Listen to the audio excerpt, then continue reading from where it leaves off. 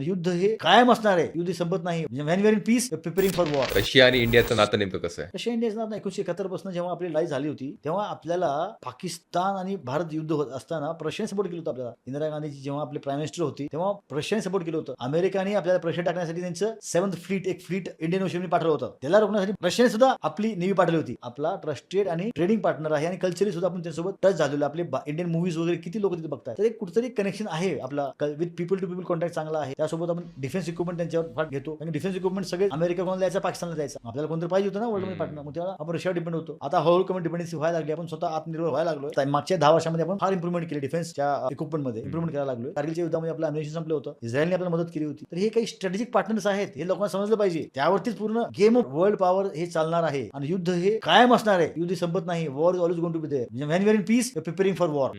Always एक conflict राहतात. Conflict of interest, conflict of ideas, ideology.